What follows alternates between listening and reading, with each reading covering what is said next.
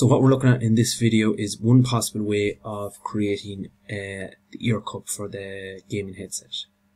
So what we have a new part here. We're going to open up a sketch on the front plane. Now in the sketch here I'm going to start by creating center lines for my ear cup. So that'll be the vertical and the horizontal center lines. That'll be the overall size of the ear cup. The reason I'm doing this is this will help me when I'm going to bring in a sketch picture now, and this will help me outline to actually size that sketch picture when we bring it in. So I know the overall dimensions of this ear cup here so far, and so it's going to be 117 in height and 92 in width, and I'm going to leave these two lines as construction geometry. Okay, so now I need to bring in a sketch picture here, so I'm going to go to Tools, Sketch Tools, and Sketch Picture, browse for my picture, bring in the picture. We've done this before, bring in the picture. Now you can see the picture. The part of the gaming headset that I actually want is I'm only concentrating on this part here. This part we've done in the previous part. I'm only concentrating on this part here, and you can see that it's not in the correct orientation in line with what I want to do here. So what we're going to do is over here on your properties toolbar under properties here, we're going to change the angle of that until we get it into a vertical orientation there. Okay, so now I'm going to need to resize this to actually bring it back up to the size that I need. Okay, and I'm going to bring it over. I'm still going to need to rotate that further, and this is where I'm using the endpoints of my guidelines to size the picture correctly to what I want, so that when I bring it back into the main, when I bring it into the assembly, everything will be okay. So again, just a little bit smaller there. So just take a few minutes to play around with this, get it as close as you can. Okay, so I'm happy enough with that there. I'm going to click OK. Again, it's just a guide. So with that in there, now we're not concerned with the rest of the picture, we're just concerned with this part here. We're going to get our spline, and we're going to create a 3-point spline, 1 point on each end of these of your guidelines here. And what we're going to do is we're going to grab the handles here, and we're going to give them a relation on each of them. So that one's going to be horizontal, the middle one here is going to be vertical, and the base one here at the bottom is going to be horizontal again. Okay, so it's just a matter now of dragging them handles a little bit to match that curve as best as you can. Okay, so trying to match that curve there as best as you can. It's never, you just need to get as close as possible to the curve. Okay, once we're happy enough with that and we have it as close to the curve as possible, you're going to mirror them entities around. So mirror that spline around your center line there, so mirror about your center line, and that's the sketch there complete. So at this stage now I'm going to extrude that out. I'm going to go to Features, Extrude Boss Base. I'm only going to extrude in one direction. Now it's important that, as I said, I should have said at the start there, that you have your origin in the center of your ear cup. Okay, so that means that your top, front and right plane are meeting in the center of the ear cup, and you'll see that'll become apparent later on. Okay, so I'm going to extrude this out by 28mm. Now you need to measure this according to your own ear cup design, according to whichever one you're doing. Use your own measurements on this. So this is 28mm, that's what I'm using there. I'm going to click OK, and at this stage the sketch, the actual picture disappears. What I'm going to do is I'm going to rename the feature here obviously as ear cup boss extrude. You can rename them whatever way you like. Okay, and what we're going to do is, but just make sure we are renaming them, we're going to show the picture again, so show that sketch again, and we're going to go in and take a look at the front view of it here. Now the next thing I need to do is there is a chamfer. The main part of the ear cups is a chamfer here on them. Okay, so I'm going to use my chamfer command, and I'm going to put a sizable chamfer on the outside of this. I'm going to go with a 14mm chamfer on the outside of that, and that's going to create the feature like that. So we're getting closer to the object now.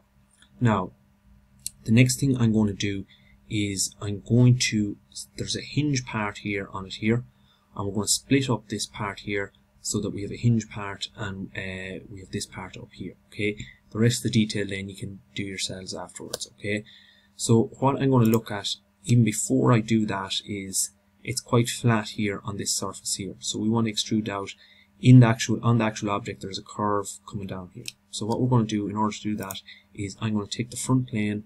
So we are going to go features. We're going to insert a new plane, insert plane. The first reference here is going to be the front plane, and we are going to come out at distance of 32 millimeters.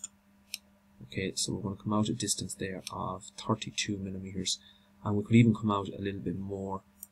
I'm actually going to come out 34 millimeters there. It looks a little bit more. Okay, so again, that's all down to your measurements, what measurements you take.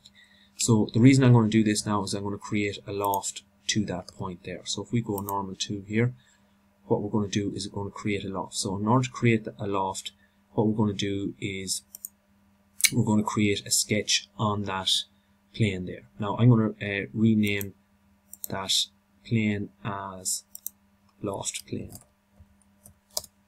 Loft plane 1, and actually I should have renamed that chamfer as well before that. Okay, so that's ear cup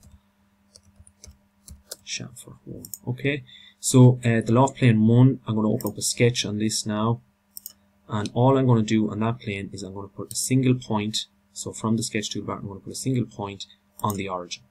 I'm going to click OK, and I'm going to exit that sketch. Okay, and I'm going to rename that sketch as loft profile sketch 2.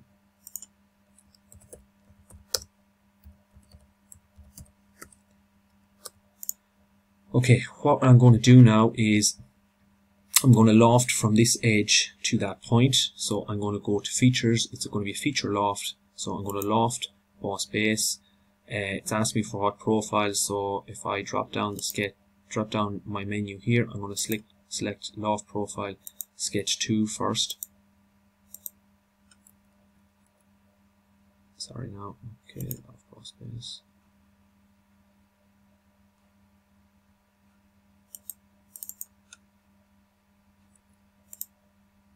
Okay, and it's just selected that there. It's just a little trouble selecting that there. I'm not sure why. Okay, at this stage now, I'm going to want to select these 2 edges here.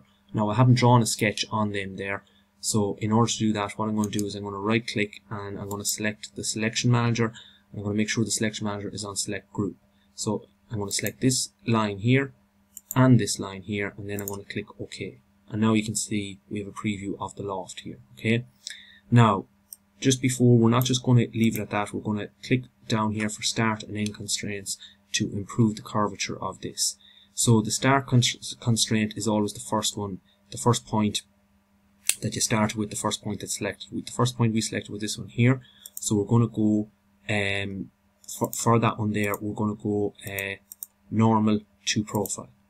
And that has created a better curve then on that already. Okay, we're not going to put an end constraint on it at the moment. We're just going to leave that as is. We're going to click OK, and now you can see we have a nice curve on that surface there.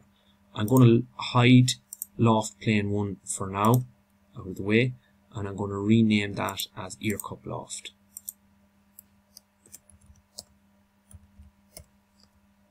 Ear cup loft 1. Okay, so we have that loft there. Okay, so that's that surface done. Now what we need to do next is we need to basically we're going to create a sketch on this on the top plane. So the top plane, that's the reason I had the origin in the center, is right here. What I'm going to do is I'm going to create a sketch on this of the profile of the semicircular bracket here, or the bracket here that goes around from here to here. So open up a sketch on the top plane. I'm going to go normal 2 now on this sketch. And what I'm going to do is I'm just going to create a triangular profile for that here. Okay, just using the line command. I'm going to start at this point here, down to this point here, and this point here. Now, what you should find is that these points should be, you should make these coincident to these points here in the corner, and this line should be vertical. Okay, so this point here and this point here should be coincident there. Okay, so we're just going to drag that in to get that point there. Now we can see that the sketch is gone fully defined, it's fully black. So just make sure that, that point is on that corner. This line is vertical, and then you won't have to put in any dimensions. So you just need to do it like that and make sure it's fully defined. So that's that sketch done. I'm happy with that's going to be my profile. I'm going to sweep that around. So I'm going to exit that sketch, and I'm going to rename that sketch as profile sketch. Or sorry, bracket profile sketch. Okay, so now I have the profile. I need a path in which to sweep that around. So what I'm going to do is we're going to need a plane. I'm going to need to insert a new plane again. So I'm going to go to Features, Reference Geometry Plane, and I'm going to, it's asked me for my first reference here. I'm going to drop down this menu here. First reference is the front, and then it's asked me for my second reference. Now the second reference is just going to be this point there, like that. Okay, and I'm going to click OK. Now on that plane now, okay, I'm going to rename that plane as bracket plane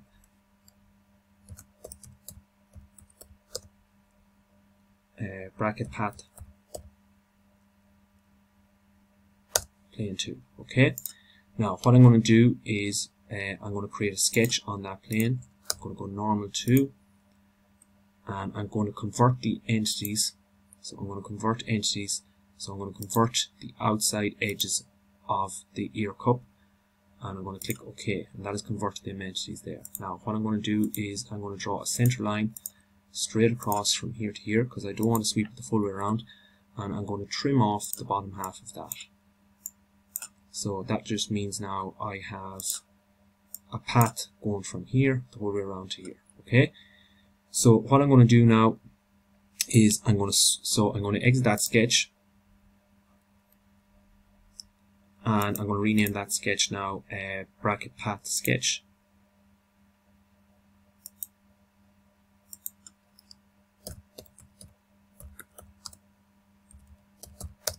Okay, and I'm going to go to my sweep command. Okay, so Features, Sweep Boss Base. It's asked me for the profile, so the profile will be, if I just move the selection manager out of the way here, so the profile, if I drop down the menu, is the bracket profile sketch.